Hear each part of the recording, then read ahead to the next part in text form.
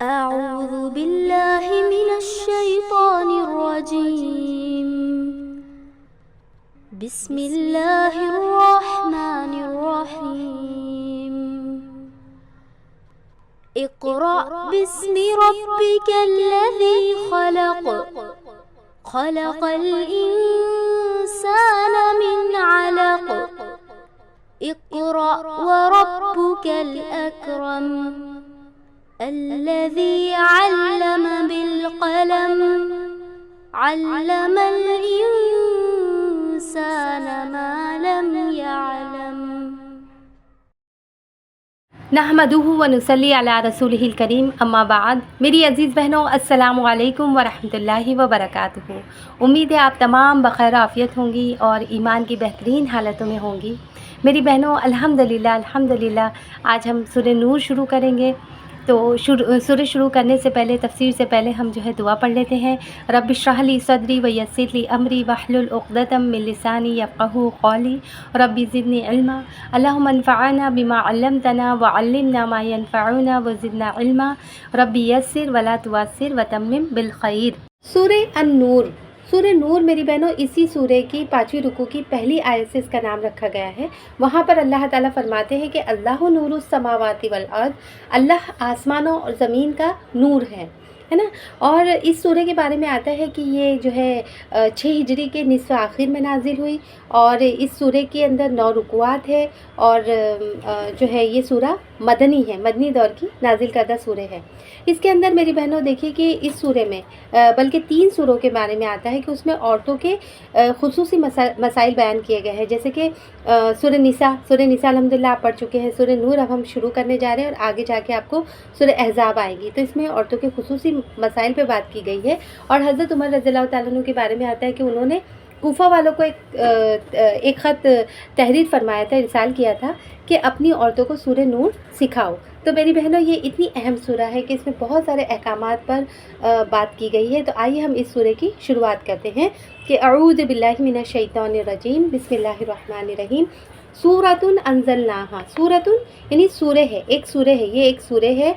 अंज़लना यानी हमने नाजिल किया, हा उसको, व और फ़रज़ना हमने फ़र्ज़ किया, हा उसको, किसको, हा की ज़मीर किसकी तरफ जा रही है, इसी सूरह की तरफ जा रही है। इस सूरह को नाजिल किया, वो अंज़लना और अंज़लना हमने नाजिल किया, फ़ीहा इसमें यानी इस सूरह में आयातिन बय्यिनात यानी साफ साफ हिदायत नाजिल की।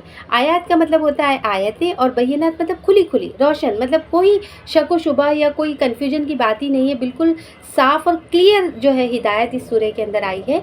लअल्लकुम ताकि तुम, शायद के तुम, कुम का मतलब क्या होता है तुम, और लअल्ला यानी शायद के, तज़क्करून तुम सबक हासिल करो, सबक लो, नसीहत हासिल करो। तर्जुमा फिर देखते हैं हम मेरी बहनों।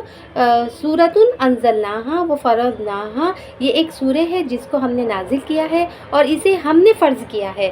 वो अंज़लना फ़ीहा आयातिन बय्यिनात, और इसमें हमने साफ साफ हिदायतें नाजिल की हैं। लअल्लकुम तज़क्करून, शायद कि तुम सबक लो, नसीहत हासिल करो।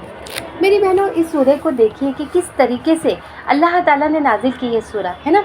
आप देखिए अब तक आपने न जाने कितनी, मतलब मेरे ख्याल से ये तो 24वीं सूरह है ना, आपने 23 सूरह पढ़ चुके होंगी, लेकिन कुरान मजीद की कोई भी सूरत इस अंदाज में नाजिल नहीं हुई। या तो देखिए आप सूरह कैसे नाजिल होती है, या तो अल्लाह ताला की तारीफ़ से शुरू होती है, या अल्लाह ताला किसी चीज़ की कसम खा रहे होते हैं, या हुरूफ मुक़त्तआत से शुरू होती है। लेकिन ये सूरह इतनी अहम है मेरी बहनों कि अल्लाह ताला ने शुरू में ही 3 मरतबा मुतकल्लिम के सेगे इस्तेमाल किए हैं। मुतकल्लिम यानी हम, है ना, मुतकल्लिम के सेगे इस्तेमाल किए हैं, यानी क्या है कि इसे हमने नाजिल किया, हमने फ़र्ज़ किया, और इसमें साफ साफ हिदायतें भी हमने नाजिल की। तो ये जो हम की तकरार है मेरी बहनों, ये इस सूरह की अहमियत को वाज़े करती है। यानी हम जानते हैं कि सोसाइटी के लिए, समाज के लिए क्या ज़रूरी है। हमने इसमें दलाइल पर मबनी आयतें नाजिल की है ताकि इसकी रोशनी में तुम अपनी ज़िंदगी को संवारो, और उसके एक एक हुक्म पर अमल करना हमने फ़र्ज़ कर दिया है। फिर आगे अल्लाह ताला फरमा रहे हैं मेरी बहनों, अज़्ज़ानियतु वज़्ज़ानी, अज़्ज़ानियतु यानी ज़ानिया औरत, वज़्ज़ानी और ज़ानी मर्द, फ़ज्लिदू बस तुम जो है उन्हें कोड़े मारो। کوڑے مارو، فجلدو جلدا، جلد سے ہے یہ لفظ میری بہنوں، اس کا مطلب ہوتا ہے کوڑے مارنا، تو فجلدو تم کوڑے مارو، کل واحدین، کل ہر واحد ایک کو، ہر ایک کو، من ہما، من مطلب سے، ہما ان دونوں میں سے، ان دونوں میں سے ہر ایک کو تم کوڑے مارو، کتنے کوڑے مارو؟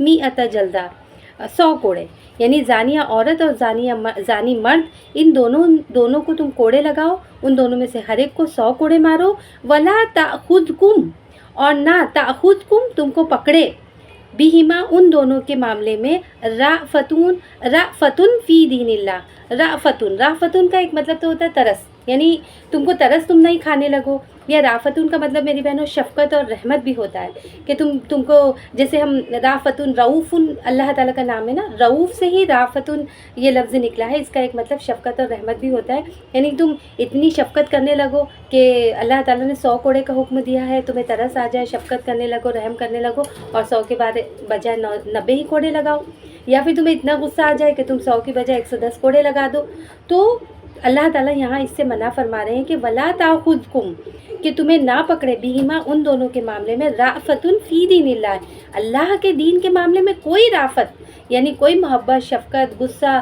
یا رحم یا ترس تمہیں دامنگیر نہ ہو، تمہیں نہ پکڑے، دامنگیر تمہارے نہ ہو، ان کنتم اگر تم تؤمنون باللہ، اگر تم ایمان رکھتے ہو اللہ پر، والیوم الآخری، اور آخرت کے دن پر، اگر تم آخرت کے دن پر اور اللہ تعالیٰ پہ ایمان رکھتے ہو تو یہ معاملہ نہیں ہونا چاہیے، وَلْيَشْهَدْ، اور چاہیے کہ گواہ رہے، عَذَابَهُمَا طَائِفَةٌ مِّنَ الْمُؤْمِنِينَ، عَذَابَهُمَا، عذاب کا مطلب کیا ہوتا ہے؟ سزا، یعنی عذابہما ان دونوں کو سزا دیتے وقت چاہیے کہ موجود رہے، طائفتن یعنی ایک گروہ، من المؤمنین مومنین میں سے۔ ایک بار ترجمہ پھر دیکھتے ہیں ہم لوگ کہ زانیہ عورت اور زانی مرد، فجلدو تم انہیں کوڑے مارو، کل واحد منہما 100 جلدہ، ان دونوں میں سے ہر ایک کو 100 کوڑے لگاؤ، ولا تأخذکم بہما رأفتن فی دین اللہ، اور تمہیں نہ پکڑے، تمہیں دامنگیر نہ ہو ان پر ترس کھانے کا جذبہ اللہ کے دین کے معاملے میں، یعنی ان پر ترس کھانے کا جذبہ اللہ کے دین کے معاملے میں تم کو دامنگیر نہ ہو، ان کنتم تؤمنون باللہ، اگر تم اللہ پر اور یوم آخرت پر ایمان رکھتے ہو، اور ان کو، وَلْيَشْهَدْ عَذَابَهُمَا طَائِفَةٌ مِّنَ الْمُؤْمِنِينَ، اور چاہیے کہ ان کو سزا دیتے وقت اہل ایمان کا ایک گروہ موجود رہے۔ تو میری بہنوں یہاں پر دیکھیے فرمایا جا رہا ہے کہ اگر کسی مرد یا عورت سے زنا کا جرم سرزد ہو جاتا ہے اور وہ غیر شادی شدہ ہو تو ان کو کیا کرو؟ 100 کوڑے لگاؤ، اور اللہ تعالیٰ کہہ رہے ہیں کہ ان پر کوئی رحمت اور شفقت جو ہے تمہیں دامنگیر نہ ہو۔ میری بہنوں اگر کوئی ایسا کرتا ہے کہ 100 کوڑے لگانے کا حکم ہے لیکن کوئی حاکم اس طرح کرتا ہے کہ سزا میں تخفیف کر دیتا ہے، کم کر دیتا ہے، یہ سزا بڑھا دیتا ہے، تو اس کو اللہ تعالیٰ کے پاس جواب دہی کرنی ہوگی۔ آپ دیکھیے کہ اللہ تعالیٰ، یہ دیکھیے حدیث میں آتا ہے کہ اللہ کے رسول صلی اللہ علیہ وسلم نے بیان فرمایا ہے کہ قیامت کے روز ایک حاکم لایا جائے گا جس نے حد میں ایک کوڑا کم کر دیا تھا، تو اسے پوچھا جائے گا کہ یہ حرکت تو نے کیوں کی تھی؟ تو وہ عرض کرے گا کہ آپ کے بندوں پر رحم کھا کر، یعنی اللہ تعالیٰ سے کہے گا کہ اللہ تعالیٰ تیرے بندے پر مجھے رحم آ گیا تھا اس لیے میں نے کم کر دیا، تو ارشاد ہوگا اچھا تو ان کے حق میں مجھ سے زیادہ رحم تھا؟ پھر حکم ہوگا کہ جاؤ اسے دوزخ کے اندر لے کے جاؤ، ہے نا، یعنی اس کو دوزخ میں ڈال دیا جائے گا میری بہنوں۔ کیوں ڈال دیا جائے گا؟ کیونکہ اس نے ایک کوڑا کم لگایا تھا۔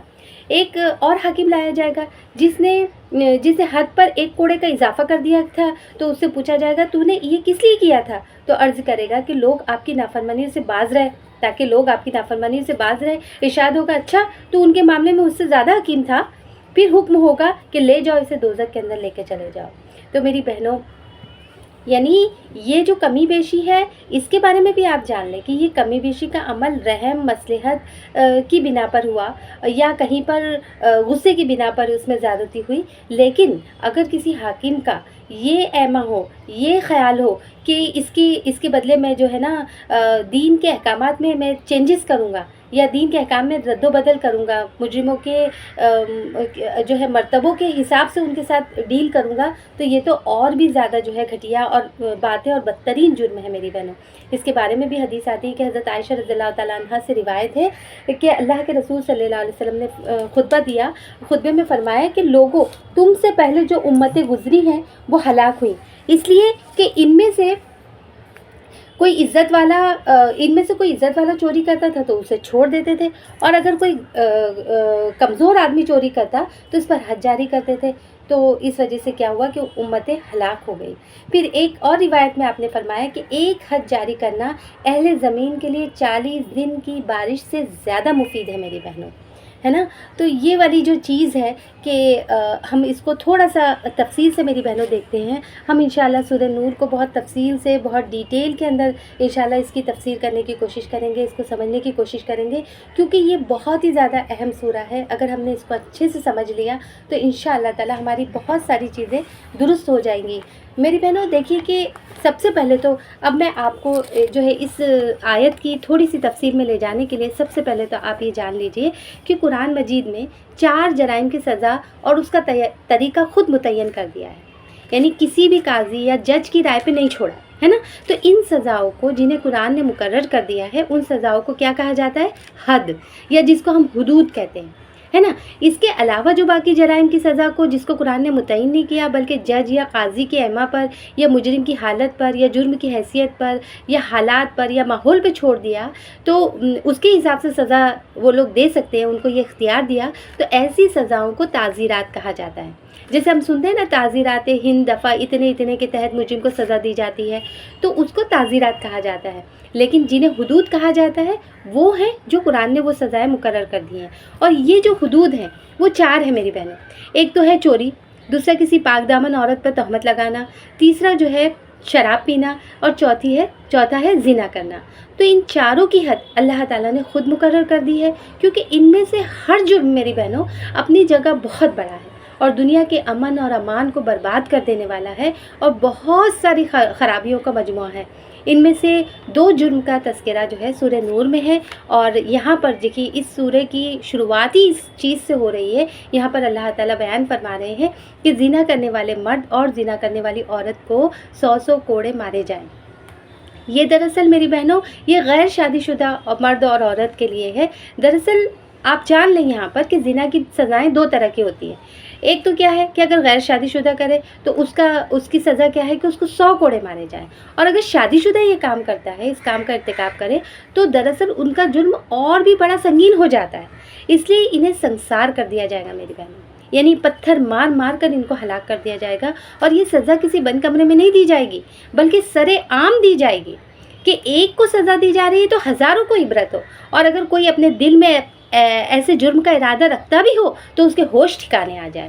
کیونکہ میری بہنوں دیکھیے کہ اگر علیحدہ کمرے میں لے جا کر پھانسی دے دی جائے، سزا دے دی جائے، سنسار کر دیا جائے، حد جاری کر دی جائے تو ٹھیک ہے، لوگوں کو پتہ چل جائے گا کہ ہاں فلاں مر گیا، فلاں پہ حد جاری ہو گئی. یوں بھی لوگ آئے دن مرتے رہتے ہیں. لیکن اگر اسی مجرم کو سر عام اس کا سر لٹکایا جائے، سر عام سنسار کیا جا رہا ہے، سر عام پتھر مارے جا رہے ہیں، سر عام حد جاری کی جا رہی ہے، تو اس سے میری بہنوں دیکھنے والوں کو بہت عبرت ہوتی ہے. پھر میری بہنوں دیکھیے کہ ہر سماج میں، ہر مذہب میں زنا کو ایک بہت ہی برا فعل تصور کیا گیا ہے. اس لیے میری بہنوں کہ زنا بڑھے گا تو کیا ہوگا؟ نکاح ٹوٹیں گے، ہے نا. نکاح ٹوٹیں گے تو نکاح کو مضبوط کیا جائے تاکہ زنا ختم ہو جائے. سماج میں میری بہنوں دیکھیے کہ سماج مضبوط اور پائیدار کب ہوتا ہے؟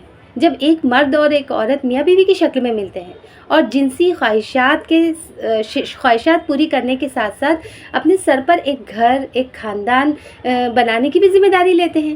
اگر ایسا نہ ہو، اگر مرد اور عورت گھر اور خاندان بنانے سے دور صرف اپنی لطف اندوزی کے لیے آزادانہ میل جول کرنے لگے، بنا نکاح کے ملنے لگے، تو کیا ہوگا؟ سارے انسان بکھر کر رہ جائیں گے میری بہنوں، اور اجتماعی زندگی کی جڑ کٹ جائے گی. اسی لیے اسلام معاشرے کو زنا کے خطرے سے بچانے کے لیے صرف قانونی حد ہی جاری نہیں کرتا کہ بھئی زنا ہو گیا تو 100 کوڑے مار دو یا سنسار کر دو، بلکہ اس کے لیے بہت وسیع پیمانے پر ایسی تدبیریں کرتا ہے کہ لوگ اس کا ارتکاب نہ کریں، اس کے قریب بھی نہ پھٹکے. اس کے لیے میری بہنوں وہ زنا کے تمام دروازے کو بند کرتا ہے. اسلام چاہتا ہے سب سے پہلے تو کیا کون سے دروازے بند کرتا ہے، کیا ہمیں حکم دیا گیا ہے میری بہنوں، وہ سارے احکامات اس کے اندر اس سورے میں آئیں گے. لیکن یہاں پر میں مختصراً آپ کو بتاتی ہوں کہ انسان زنا کے قریب نہ پھٹکے. اس کے لیے اسلام کیا کرتا ہے؟ اسلام چاہتا ہے کہ نکاح عام ہو، نکاح کا چلن عام ہو، جو بھی مجرد ہے ان کے نکاح کر دیا جائے، کسی کو اکیلے نہیں رہنے دیا جائے. پھر اسی طرح سے کسی کو ایک بیوی سے اطمینان نہیں ہے تو اس کو 4 شادی کرنے تک کی اجازت دیتا ہے. है ना। फिर अगर मियाँ बीवी के अंदर निभा नहीं हो रहा है, मियाँ बीवी के अंदर अनबन हो जाए, तो तलाक की या खुला की इजाज़त भी देता है कि तलाक देकर या खुला लेकर जो है अपने मनपसंद जोड़े से निकाह कर ले, है ना, अपने मनपसंद जोड़े को तलाश कर ले।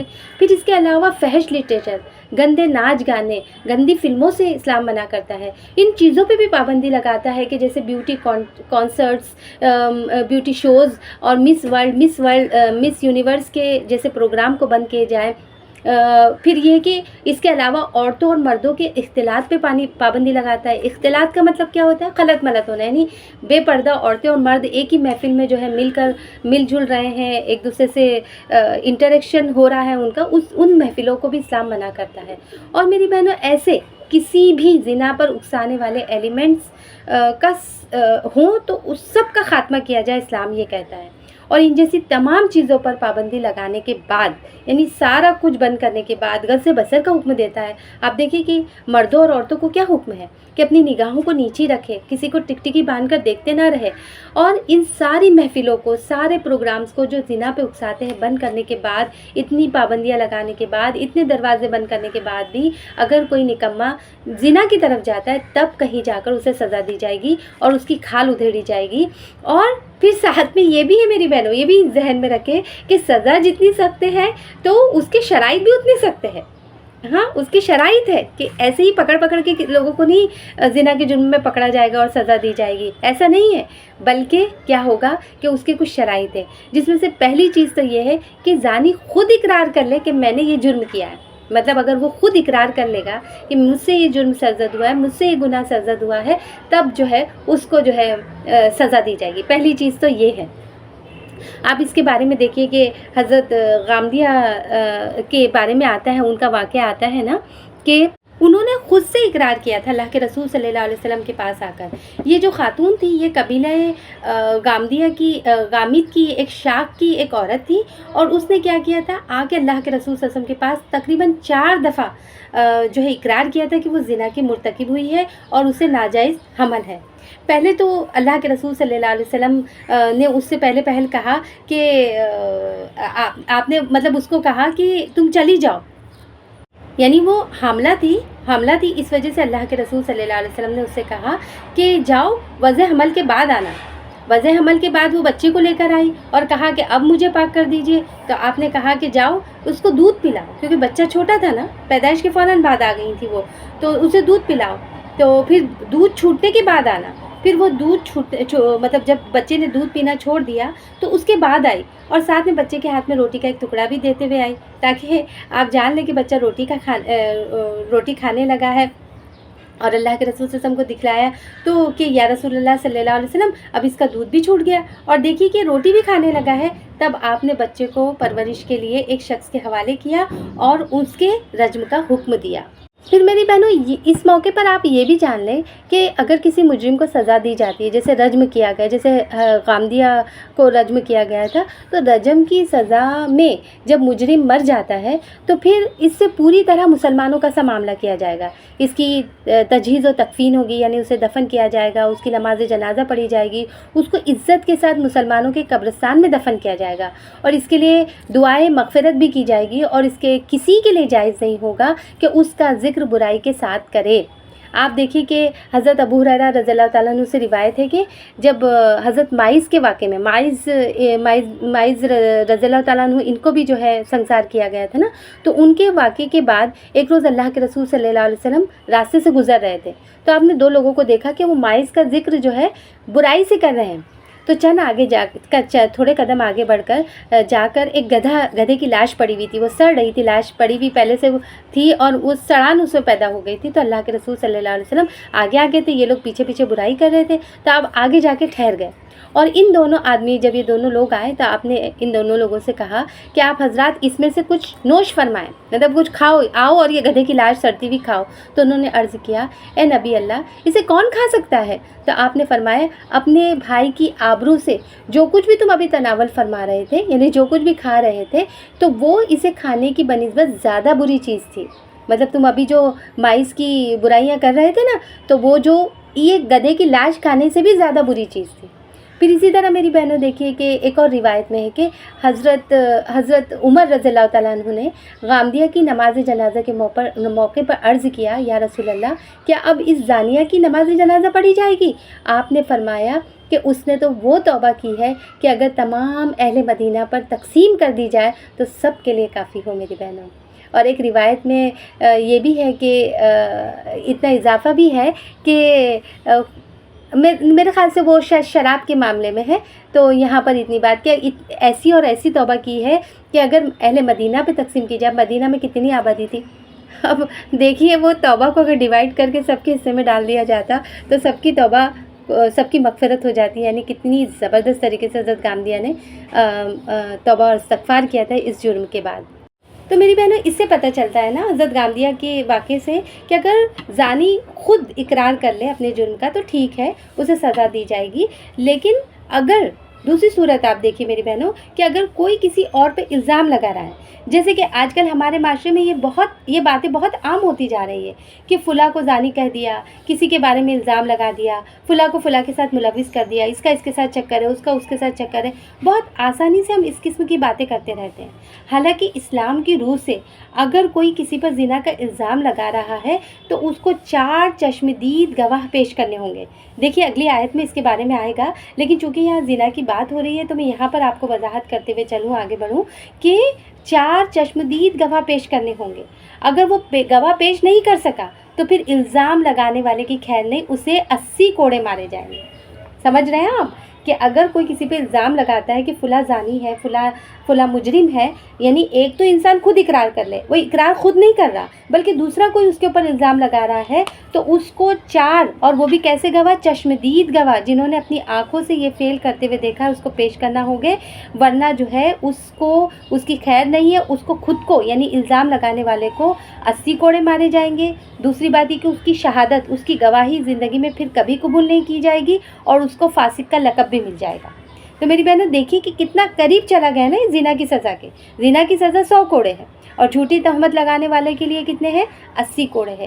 اس لیے بہت سوچ سمجھ کے اپنے منہ سے کوئی بھی بات نکالنی چاہیے، اور اس میں یہ حکمت ہے میری بہنوں، اس میں یہ حکمت معلوم ہوتی ہے کہ کسی نے اگر ایسا جرم کیا ہے تو اگر کسی نے دیکھ بھی لیا تو اس کا چرچا نہیں ہونا چاہیے، یعنی کسی نے اس کا مشاہدہ کر لیا تو اس کو کیا چاہیے کہ اس کے اوپر مٹی ڈال دے۔ ایسا نہیں ہو کہ وہ گندگی کو جو ہے پورے معاشرے میں لیتے پھرے اور وہ پھر وہ گندگی سے پورے معاشرے کی فضا خراب ہو، لوگوں کے اندر جو ہے اس طرح کی باتیں ہوتی ہیں تو پھر شرم حیا ختم ہو جاتی ہے، ماحول خراب ہوتا ہے اور فضا خراب ہوتی ہے، تو اس پر مٹی ڈال دینی چاہیے۔ لیکن اگر ایسا بے شرم ہو زنا کرنے والا کہ لوگ اسے یہ کام کرتے دیکھ لے، کتنے لوگ؟ 4 چشمدید گواہ دیکھ لے، تو پھر وہ واقعی وہ جو ہے سزا کا مستحق ہے اور اسے سزا دی جائے گی، ورنہ الزام لگانے والے کو 80 کوڑے مارے جائیں گے۔ الزانی لا ینکح، الزانی زانی مرد نہ نکاح کرے، الا مگر زانیتن زانیہ عورت سے، اور مشرکتن یا مشرکہ عورت سے، والزانیۃ اور زانیہ عورت لا ینکحوہا، لا ینکح نہ نکاح کرے ہا اس سے، الا زانن مگر، الا مطلب مگر زانی مرد یا او مشرکن یا مشرک مرد، وحرم ذلک علی المؤمنین اور حرمہ حرام کر دیا گیا ہے یہ علی المؤمنین مومنین پر، کیا حرام کر دیا گیا ہے؟ زنا۔ یہاں پر میری بہنوں دیکھیے اللہ تعالیٰ بہت اہم بات فرما رہے ہیں کہ زانی مرد جو ہے اس کی وہ نہ نکاح کرے مگر زانیہ یا مشرکہ سے۔ تو زانی مرد جس کو زنا کی عادت ہو تو اس کے ساتھ جو ہے ایک پاک باز مومنہ صالحہ عورت کا ویسے بھی گزر بسر مشکل ہے، ہو ہی نہیں سکتا ہے نا۔ ایک پاک دامن با حیا عورت ایک برکردار، ایک فاسق، فاجر اور بدمزاج شخص کے ساتھ نباہ کر ہی نہیں سکتی۔ تو یہاں پر پہلے ہی فرما دیا گیا ہے، اور اہل ایمان کو اللہ تعالیٰ تاکید کر رہے ہیں کہ وہ جانتے بوجھتے اپنی بچیوں کو ایسے فاجروں کو نہ دے، ہے نا۔ اسی طرح سے سیم یہی بات کس کے لیے؟ عورتوں کے لیے بھی ہے کہ اگر عورتیں زانیہ ہیں، اگر عورت زانیہ ہے تو اس کے لیے اسی کی طرح سے زانی یا مشرک مرد بہتر ہے، کسی مومن صالح مرد کے لیے وہ موضوع نہیں ہے۔ اور حرام ہے مومنوں کے لیے کہ وہ جن عورتوں کی بدچلنی کا حال انہیں معلوم ہو، انہیں پتہ ہو کہ یہ کردار کی با حیا نہیں ہے، تو ان سے وہ دانستہ جان بوجھ کے نکاح کرے، یہ ان کے لیے حرام ہے نا۔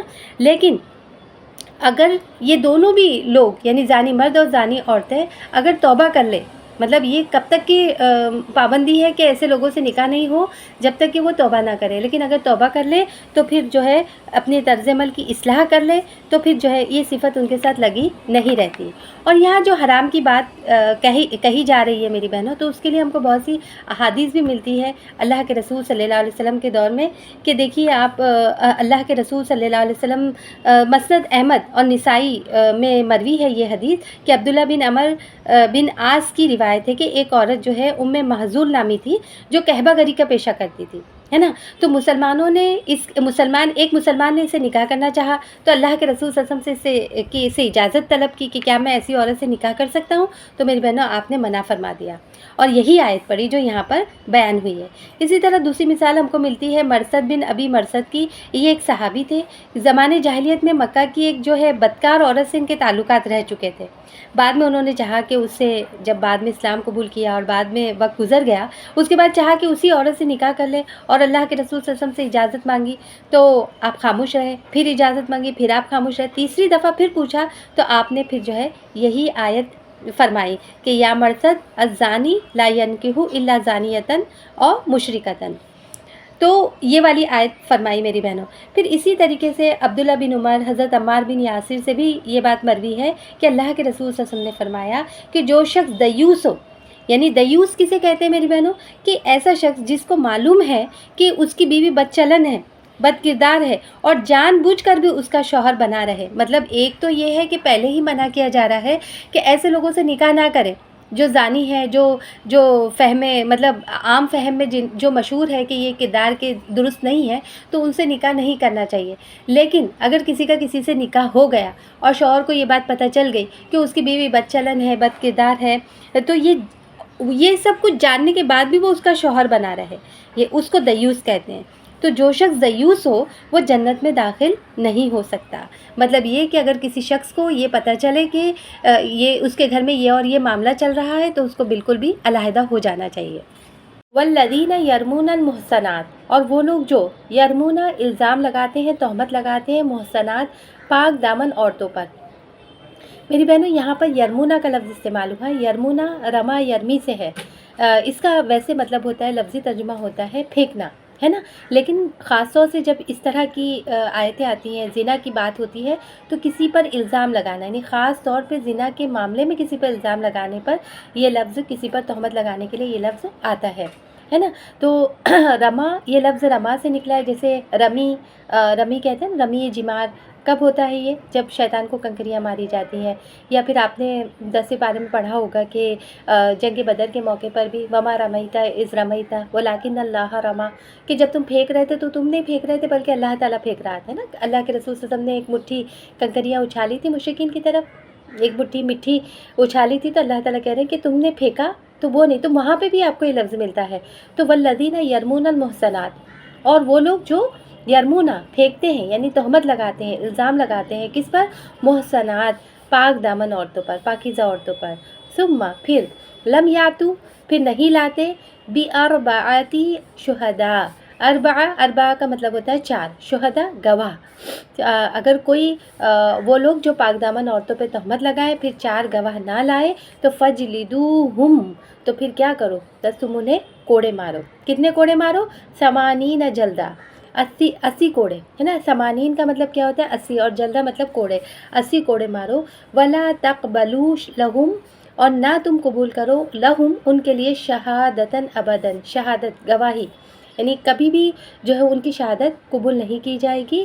اور وہ اولئک هم الفاسقون، اور وہ خود ہی کیا ہے؟ فاسق ہے۔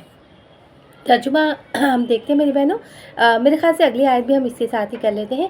الا الذین تابوا، سوائے ان لوگوں کی جنہوں نے توبہ کی، من بعد ذالک، اس کے بعد، یعنی یہ سارے تہمت لگائی، تہمت لگانے کے بعد یا تو وہ 4 گواہ پیش کرے، اگر 4 گواہ نہیں پیش کیے، کوڑے کھا چکے وہ لوگ، اس کے بعد ان کو بڑا افسوس ہوا، بڑی ندامت ہوئی، بڑی شرمندگی ہوئی کہ ہم نے یا تو غلط الزام لگائے یا ہمارے پاس شہادتیں پوری طرح موجود نہیں تھی، پھر بھی ہم نے اتنی بڑی جرت کی، اور انہوں نے توبہ استغفار کیا۔ تو اس کے بارے میں علماء کا یہ خیال ہے کہ وہ توبہ کر لے، وَأَصْلَحُوا، اور اصلاح کر لے اپنے طرز عمل کی، تو فَإِنَّ اللَّهَ غَفُورٌ رَحِيمٌ، تو بے شک اللہ تعالیٰ غفور الرحیم ہے۔ یعنی پھر بعد میں جو ہے ان کا جب اس طرح کا طرز عمل ہوگا تو کچھ علماء کہتے ہیں کہ ان کی گواہی پھر قبول کی جانے لگے گی، اور فاسق کا لقب بھی جو ہے ان سے وہ ہو جائے گا، ہٹ جائے گا، لیکن یہ سب ہونے کے بعد۔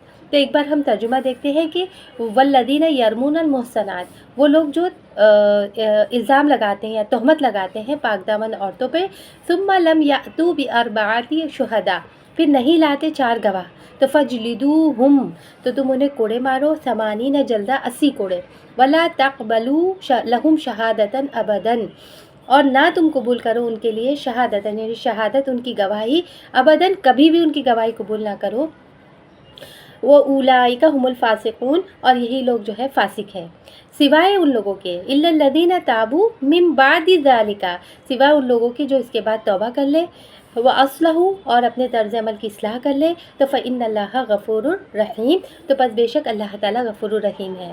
میری بہنوں، یہ آیت میں وہی باتیں فرمائی گئی ہے جو ہم ابھی ڈسکس کر چکے ہیں، کہ اگر کوئی کسی پر الزام لگاتا ہے، تہمت لگاتا ہے، تو پھر اس کو کیا کرنے ہوں گے، اس کو 4 گواہ لانے ہوں گے، وہ بھی کیسے گواہ، چشم دید گواہ، اگر نہیں لاتا تو پھر اگر 3 بھی ہے، مطلب 4 نہیں تو 3 لا دے گواہ، یا 2 لا لے کوئی، تب بھی اس کو کوڑے مارے جائیں گے۔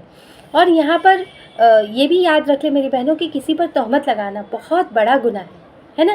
یہاں پر دیکھیے خاص طور سے محصنات کا لفظ آیا ہے نا، یعنی ایسی پاک باز اور بے قصور عورتیں جن پر تہمت لگائی جائے، اب وہ عورت خواہ کنواری ہو یا شادی شدہ ہو، یہاں تک کہ بعض علماء کہتے ہیں کہ پاک دامن لونڈی پر بھی تہمت لگانا اس میں شامل ہے، اور یہ حکم صرف عورتوں کے لیے نہیں ہے بلکہ مردوں کے لیے بھی ہے، کہ پاک باز مردوں پر بھی ایسی تہمت نہ لگائے، کیونکہ آپ دیکھیں یہاں پر مردوں کا ذکر نہیں بلکہ عورتوں کا ہے، کیونکہ عورتوں کی پاک دامنی، عورتوں پہ الزام لگانا بہت ہی سنگین ہو جاتا ہے، لیکن اس کا مطلب یہ نہیں ہے کہ مردوں پر انسان الزام لگا سکتا ہے، بلکہ وہ بھی بہت سخت گناہ ہے۔ اللہ کے رسول صلی اللہ علیہ وسلم نے فرمایا ہے کہ اس گناہ کو یعنی ان 7 بڑے بڑے گناہوں میں شمار کیا ہے جو انسان کو ہلاک کر دینے والے ہیں۔ تو یہ ساری چیزوں سے انسان کو بہت زیادہ جو ہے اپنے آپ کو بچانے کی ضرورت ہے۔ الذین یرمون ازواجہم، اور وہ لوگ جو تہمت لگاتے ہیں اپنی ازواج پر، ازواج سے مراد یہاں پہ کیا ہے، بیویاں، یعنی بیویوں پہ کوئی تہمت لگا دے زنا کی، وَلَمْ يَكُنْ لَهُمْ شُهَدَاء، اور نہ ہو ان کے پاس کوئی گواہ، شہداء یعنی گواہ، إِلَّا أَنفُسُهُمْ، سوائے اپنے آپ کے، تو فَشَهَادَةُ أَحَدِهِمْ، تو ان میں سے ایک شخص کی شہادت ہے، ایک شخص کی شہادت یہ ہے کہ أَرْبَعُ شَهَادَاتٍ، یعنی 4 دفعہ گواہی دے، کس چیز کی گواہی دے، باللہ، اللہ کی قسم کھا کر، یعنی وہ 4 مرتبہ اللہ کی قسم کھا کر گواہی دے کہ انہ لمن الصادقین، کہ وہ اپنے الزام میں سچا ہے، والخامسۃ، اور 5ویں دفعہ قسم کھائے کہ ان لعنت اللہ علیہ، کہ اللہ کی لعنت ہو علیہ اس پر، ان کان من الکاذبین، اگرچہ وہ جھوٹا ہے، اس نے غلط بیانی سے کام لیا ہے، اس نے جھوٹی تہمت لگائی ہے، اپنی بیوی پر الزام لگایا ہے، وہ بھی جھوٹا لگایا ہے، تو اس پر جو ہے اللہ کی لعنت ہو۔ میری بہنوں دیکھیں یہاں پر، اور یہ پورے رکوع مکمل ہونے تک ایک طریقہ بیان کیا گیا ہے جس کو اصطلاح میں کہتے ہیں لعان۔ لعان مطلب لعنت کرنا، مطلب شوہر اور بیوی ایک دوسرے پر لعنت کر دیتے ہیں اور ان کی جدائی ہو جاتی ہے۔ آپ نے اس سے پہلے خلا کے بارے میں، طلاق کے بارے میں پڑھ چکے ہیں، یہ نئی چیز یہاں پر سامنے ہم کو متعارف کرا رہے ہیں، اللہ تعالیٰ بتا رہے ہیں کہ اگر اس طرح کا معاملہ ہو جائے تو کیا کریں۔ آپ نے پچھلی آیتوں میں پڑھا، کیا پڑھا میری بہنوں، کہ اگر کوئی کسی پر تہمت لگاتا ہے، الزام لگاتا ہے، زنا کی تہمت لگاتا ہے، تو اس کو کیا کرنے ہوں گے، 4 گواہ چشمدید پیش کرنے ہوں گے۔ اگر 4 گواہ پیش نہیں کرتا، 3 گواہ بھی پیش کرتا ہے، تو کیا ہوگا، اس کو 80 کوڑے کھانے پڑیں گے۔ اب اگر اس کے پاس گواہ نہیں ہے تو اس کو کیا کرنا چاہیے، اس کے لیے کہا گیا ہے کہ وہ صبر کرے، گندگی پہ مٹی ڈال دے اور اس بات کا چرچا نہ کرے۔ تو اب اس طریقے کے اوپر جو ہے لوگوں کے اندر جو ہے بہت سارے سوالات پیدا ہو گئے، ہے نا، لوگوں میں یہ سوال پیدا ہو گیا کہ غیر مرد اور غیر عورت کی بدچلنی دیکھ کر تو آدمی صبر کر سکتا ہے، خاموش رہ سکتا ہے، لیکن اگر اس کے گھر میں اس کی بیوی ایسی بدچلنی کرے تو وہ 4 گواہ کہاں سے لائے گا؟ اگر گواہ نہیں لائے گا تو کیا ہوگا؟ بدلے میں اس کو 80 کوڑے کھانے پڑیں گے۔ اگر غصے میں آ کر بیوی کو قتل کر دے تو بدلے میں اسے بھی قتل کر دیا جائے گا۔ اگر صبر کرے تو اتنی بڑی چٹان، صبر کی اتنی بڑی چٹان سینے پہ کیسے رکھے؟ صبر بھی نہیں ہو سکتا۔ 4 گواہ باہر سے بلانے جائے گا تو تب تک تو مجرم بھاگ جائے گا۔ اور اگر طلاق دے کے چھوڑ دے تو کیوں طلاق دے؟ اس طرح تو نہ اسے سزا ملے گی نہ اس کے آشنا کو سزا ملے گی۔ مطلب بہت سارے سوالات جو ہے ذہن میں آنے لگے، تو اور اس طرح کا معاملہ بھی میری بہنوں پیش آ گیا۔ کیا ہوا کہ ہلال بن امیہ نے آ کر اپنی بیوی کا معاملہ اللہ کے رسول صلی اللہ علیہ وسلم کے سامنے پیش کیا، جسے انہوں نے دوسرے کے ساتھ ملوث دیکھا تھا۔ انہوں آ کر پوچھنے لگے اللہ کے رسول صلی اللہ علیہ وسلم بتائیں میں کیا کروں، ایسا معاملہ پیش آیا ہے۔ تو اللہ کے رسول صلی اللہ علیہ وسلم نے کہا کہ 4 گواہ ہے کیا؟ 4 گواہ نہیں ہے تو 80 کوڑے مارے جائیں گے۔ تو اس پر عام صحابہ میں میری بہنوں ایک بے چینی پریشانی پھیل گئی کہ اس معاملے میں کہاں سے کوئی گواہ لائے گا، یعنی گھر کے اندر کہاں سے 4 گواہ پیش کر سکتا ہے انسان۔ تو پھر ہلال بن امیہ سے کہا گیا کہ اب میں نہیں یعنی جب ان کو کہا گیا نا کہ 4 گواہ نہیں پیش کر سکتے تو کیا ہوگا، اب ان کو 80 کوڑے مارے جائیں گے۔ تو ہلال بن امیہ نے اس کے جواب میں کہا کہ میں نہیں سمجھتا کہ میری پیٹھ پر 80 کوڑے مارے جائیں، اور اللہ تعالیٰ اس معاملے میں ایسا حکم نازل کر دے گا جو میری پیٹھ کو کوڑے سے بچا لے گی، ہے نا۔ تو اس پر میری بہنوں دیکھیں یہ آیتیں نازل ہوئی، جہاں پر جو ہم نے ابھی 2 آیتیں پڑھی، یہ آیتیں نازل ہوئی کہ اگر شوہر الزام لگائے تو کیا حکم ہے، اور اس قاعدے کو، اس چیز کو جو ہے لیان کہا جاتا ہے۔ میری بہنوں ہم آگے کی بھی آیتیں جو ہے وہ پڑھ لیتے ہیں، پھر میں آپ کو ڈیٹیل سے اس کا طریقہ بھی بتاؤں گی، اور ہلال بن امیہ اور ان کی بیوی کے ساتھ کیا معاملہ پیش آیا وہ بھی انشاءاللہ تعالی ہم لوگ ڈسکس کریں گے۔ تو آگے ہم اگلی آیت دیکھتے ہیں کہ وہ یدرؤ درون سے ہے میری بہنوں، اس کا مطلب ہوتا ہے ہٹانا یا بچانا۔ اب دیکھیں نا، ہٹانا خاص اس کا مطلب ہے، تو یدرؤ انہا تو اس کو اس سے ہٹا سکتی ہے یا بچا سکتی ہے اس کو۔ انہا ہا کی ضمیر کس کی طرف جا رہی ہے؟ بیوی کی طرف، جس کے اوپر شوہر نے الزام لگایا ہے۔ کس سے بچا سکتی ہے؟ عذاب سے، یعنی سزا سے۔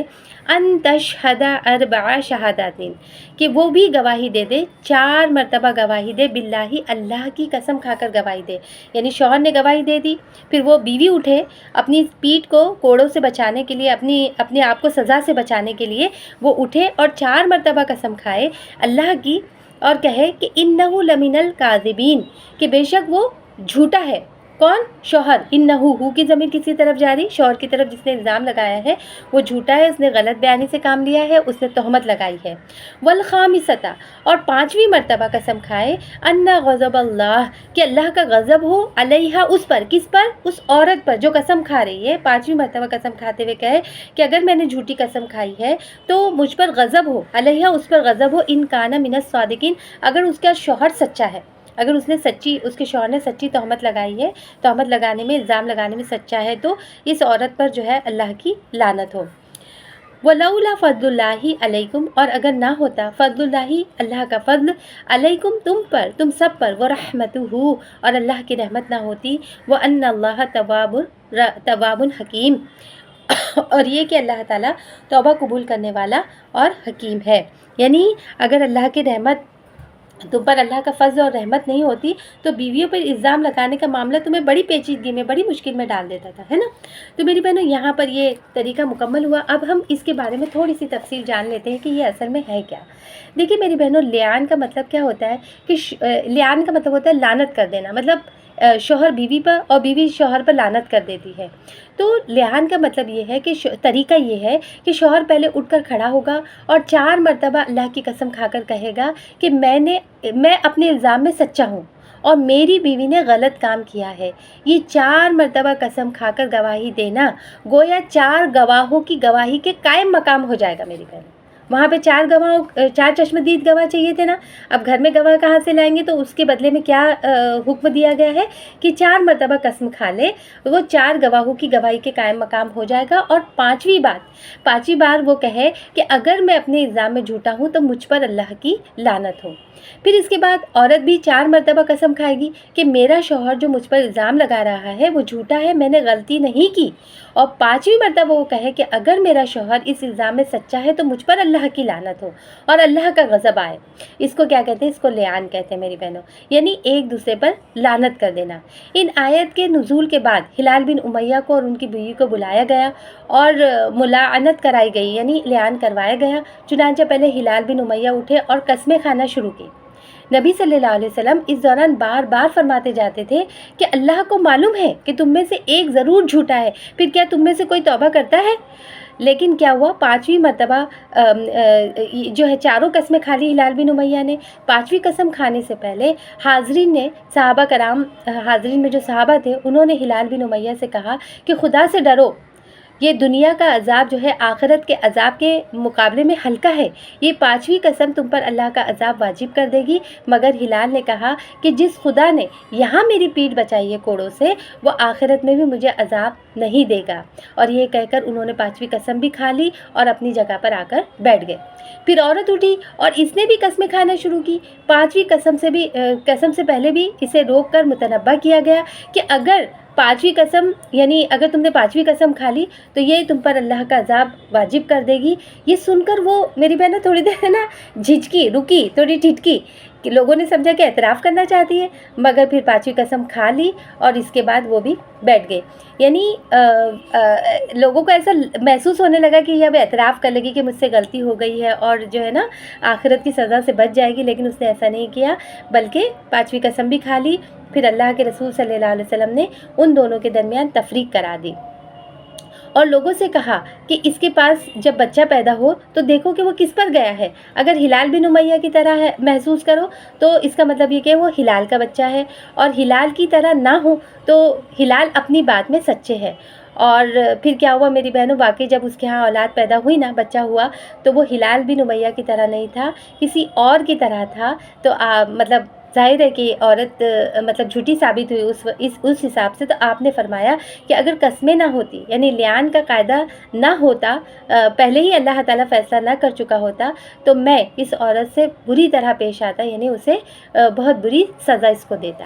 تو میری بہنوں یہ طریقہ ہے لعان کا کہ اگر کوئی شخص اپنی بیوی پہ الزام لگا رہا ہے تو اس کو جو ہے یعنی اس طریقے سے معاملہ کیا جائے گا اور جو ہے دونوں کے درمیان تفریق کرا دی جائے گی.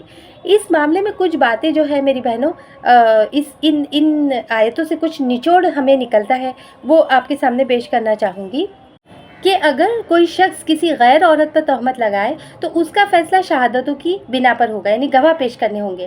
لیکن اگر کوئی شخص اپنی ہی بیوی پر الزام لگائے تو اس کا فیصلہ لعان کی صورت میں ہوگا، جیسے کہ ان آیتوں میں ہم نے پڑھا. پھر دوسری بات یہ ہے میری بہنوں کہ قسم کھانے کے دوران قاضی فریقین کو اللہ سے ڈر کر صحیح بات کہنے کی تلقین برابر کرتا رہے گا، ہے نا. جیسے کہ ہلال بن امیہ کے معاملے میں ہوا کہ اللہ کے رسول صلی اللہ علیہ وسلم بار بار تلقین کر رہے تھے، اور 5ویں قسم کھانے کے سے پہلے بھی صحابہ کرام نے بھی ان کو تنبیہ کرنے کی کوشش کی، عورت کو بھی تنبیہ کی گئی، لیکن اس طریقے سے کیا جائے گا. پھر اسی طرح لعان وہ تفریق ہے میری بہنوں جو سب سے زیادہ سخت ہے، یعنی اس کے بعد فریقین میں کبھی بھی دوبارہ نکاح نہیں ہو سکتا. آپ دیکھیے کہ خلا یا طلاق کے معاملے میں خلا اگر کوئی عورت لے لے تو نکاح ہو سکتا ہے، 1 یا 2 طلاق کے بعد نکاح ہو سکتا ہے، یا 3 طلاقیں بھی ہو گئی اور وہ عورت نے کسی اور شخص سے نکاح کر لیا، اس کے بعد وہ اس کو طلاق دے دے یا وہ بیوہ ہو جائے تو پہلے سابقہ شوہر سے نکاح کر سکتی ہے. لیکن لعان ایک ایسی صورت ہے کہ ہمیشہ کے لیے دونوں میاں بیوی میں جدائی ہو جائے گی اور وہ نہیں ہوگا، مطلب دوبارہ سے ایک نہیں ہو سکتے. پھر لعان کے بعد مرد طلاق دے یا نہ دے اس سے کوئی فرق نہیں پڑتا، ہمیشہ کے لیے جدائی ہو جائے گی. پھر اسی طرح لعان کے بعد مرد عورت سے مہر یا دیگر اخراجات کی واپسی کا مطالبہ بھی نہیں کر سکتا. اور لعان کے بعد عدت کے دوران عورت کا نان نفقہ بھی مرد کے ذمے نہ ہوگا. تو میری بہنوں یہ کچھ باتیں تھیں اور یہ جو ہے کچھ قوانین تھے جو ہم نے ابھی شروع میں ہی پہلے ہی رکوع میں سورہ نور کے الحمدللہ ہم نے پڑھے. تو الحمدللہ ہمیں بہت ساری باتیں معلوم ہوئی. اور سورہ نور تو میری بہنوں بہت ہی اہم سورہ ہے، اس کے اندر اتنے سارے قوانین آئے ہیں نا، ایک آیت میں اتنی ساری باتیں بیان کی گئی ہے. انشاءاللہ تعالی ہم اس کو دھیرے دھیرے آہستہ اور تھوڑی ڈیٹیل میں سمجھنے کی کوشش کریں گے. اللہ تعالیٰ بس ہماری مدد فرمائے. اور اس دعا کے ساتھ میں اپنی آج کی کلاس کو مکمل کرتی ہوں. ہمارا رکوع بھی مکمل ہو گیا ہے کہ اللہ تعالیٰ ہمیں جو ہے اس اپنے کلام کو بہترین طریقے سے سمجھنے اور سیکھنے والا بنا دے, اور جو باتیں اس میں صحیح ہے, راسخ ہے, جو کیا کہنا چاہیے, ہمیں اس کی تفسیر میں کسی بھی طرح کی غلطی سے, غلط بیانی سے ہمیں محفوظ رکھے, اور جو باتیں صحیح ہے, درست ہے, اس کو ہمارے دلوں کے اندر جما دے, اور نہ صرف جما دے بلکہ ہمیں عمل کرنے والا بنا دے اور دوسروں تک پہنچانے والا بنا دے, اور اللہ تعالیٰ ہمارے ان تمام اعمال کو قبول فرما لے. آمین یا رب العالمین. ہم دعا پڑھ لیتے ہیں.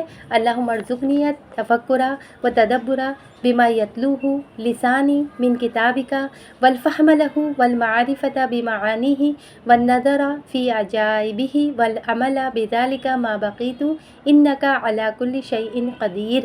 سبحان اللہ و بحمدہ, سبحانک اللہم و بحمدک, نشہد ان لا الہ الا انت, نستغفرک و نتوب الیک. سبحان ربک رب العزت عما یصفون وسلام علی المرسلین والحمد للہ رب العالمین برحمتک یا ارحم الراحمین. السلام علیکم ورحمۃ اللہ وبرکاتہ.